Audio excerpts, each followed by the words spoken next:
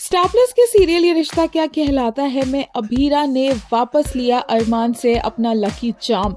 अभीरा और अरमान पहुंच चुके हैं कोर्ट में और दोनों अब एक दूसरे के अगेंस्ट लड़ने वाले हैं। कोर्ट में जाने से पहले दोनों एक दूसरे को बाहर मिलते हैं और अभीरा बोलती है कि अरमान ने तो ठान ही ली है कि वो गलत का साथ देने वाला है, तो उसे अभीरा के लकी चार्म की कोई भी जरूरत नहीं है क्योंकि वो तो ये केस वैसे भी झूठ बोलकर जीतने वाला है। अभीरा अरमान से अपना लकी चार्म वापस ले लेती है और अरमान बस वहाँ चुप खड़ा रह जाता है। कोर्ट में होता ये है कि अरमान कियारा को ले आता है और बोलता है कि सिर्फ और सिर्फ एक्सीडेंट में विद्या की नहीं बल्कि अभीर की भी उतनी ही गलती है क्योंकि अभीर भी उतनी ही तेज अपनी बाइक चला रहा था और इस बात का प्रूफ है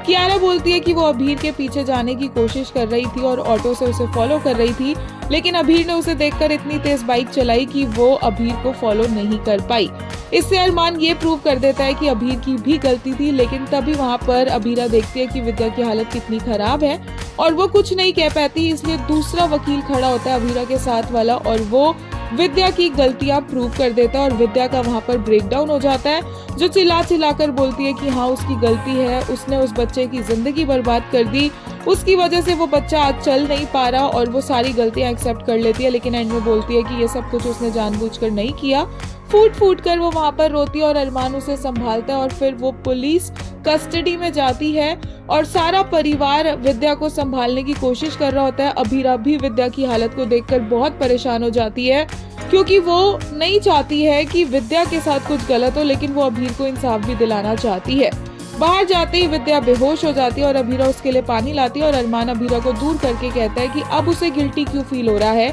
उसी ने विद्या की ये हालत की है और अभीरा को एक्चुअल में बुरा लग रहा होता है। वो सोचती भी है कि वो ये सब क्यों कर रही है क्योंकि ये करके उसे सुकून तो बिल्कुल नहीं मिल रहा है और अरमान भी उसे काफी कुछ सुनाकर विद्या को वहां से लेकर चला जाता है।